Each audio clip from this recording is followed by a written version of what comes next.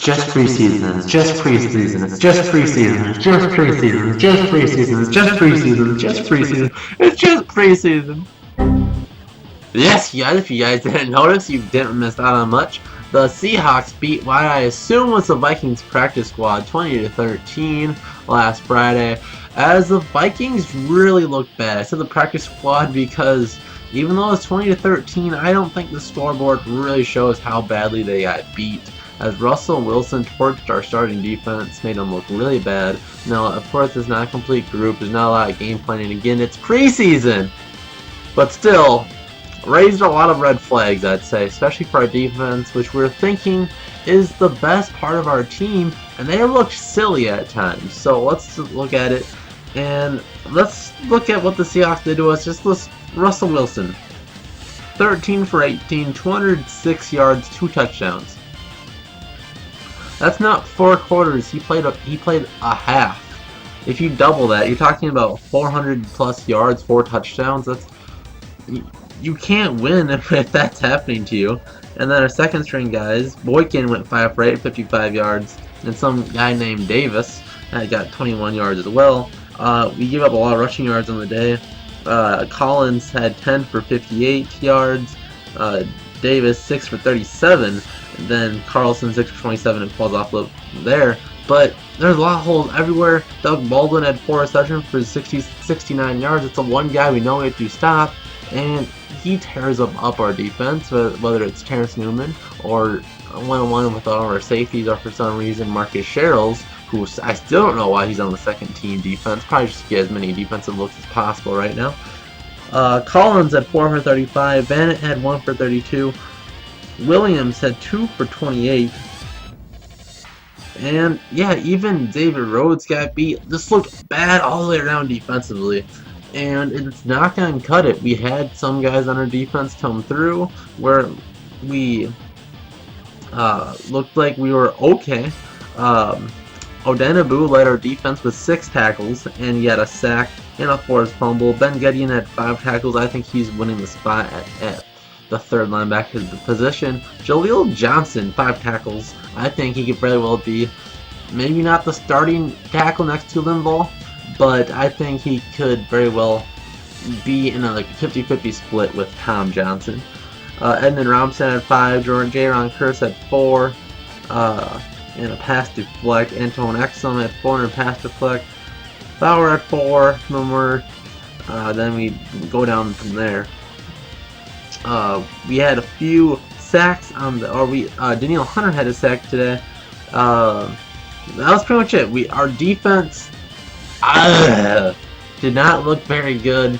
20 points should look good, but again, we got torched. Half the game was our starters, half was their starters, and the Seahawks second and third team offensive didn't do a whole lot, which makes this look a lot better than it actually is. So I think if this was an NFL regular season game, it would have looked very scary. So I think this is what you look for in preseason, is how good are your ones going, really. That's what really matters. Then you look for depth behind them. Our depth looks solid, our starters are looking shaky. Offensively, Bradford was 7 for 11, 95 yards. Again, no touchdowns, no interceptions, 91.1 rating. About what you expect from Bradford. He's not going to blow anybody away. He had 1 nice long pass to Stephon Diggs, that's about it. But 7 for 11, if you say he's going to pass 30 times a game, you're talking about 270 yards. That's really good. So Taylor Heinicke, I thought played a lot better than week 1. He was 6 for 9, 84 yards, 1 touchdown and 1 interception. He really liked throwing to Bucky Hodges, who was another offensive player that looked pretty good. And Case Keenum, 12 for 18 for 70 yards and a 73.8 rating. So Heinicke led our team in quarterback rating, and I think he might be closing the gap for the number 2 spot, but I think Keenum will probably win it at the end of the day because he's a more consistent quarterback that's not going to throw interceptions. Even though Keenum hasn't found the end zone, I think they'd rather not have these interceptions, even though the Heinicke interception was a tip pass. Rushing, Dalvin Cook looked very good. 7 attempts for 40 yards. His long was 15. Taylor Heinicke ran the ball 3 times for 25 yards. And then no more rushing game to be seen. CJ Ham 3 for 8. Sam Bradford 1 for 4. Newbie 2 for 0. Jerick McKinnon 1 for -6. Why are you on the team? Oof, man, I'm hoping he'll be a good receiving option and he looks better during the regular season, but man, is he disappointing so far. Stephon Diggs, like I said, a nice game. 4 receptions for 65 yards, as long as 39. Bucky Hodges, 2 for 54. If we can get performances like that from Bucky in the regular season, we'll be very happy. Rodney Adams had 4 for 26, which looks good, but he fumbled the kick return. That's what he's going to be making the team for. So, I hope he can get that figured out. Otherwise, we'll need a different kick returner. It might end up just being Marcus Sherrill, Mr. Consistent himself. J.C. Coley, 2 for 17, then just falls off with nobody getting over 15 yards receiving stats for those. So, well, yeah, just a few guys in 16, but whatever. So, star performers, really, look at Stephon Diggs, Bucky Hodges. I think Heineke, you could throw him in the mix as well. I don't want to give anybody defensively any type of credit because they didn't do very good at all.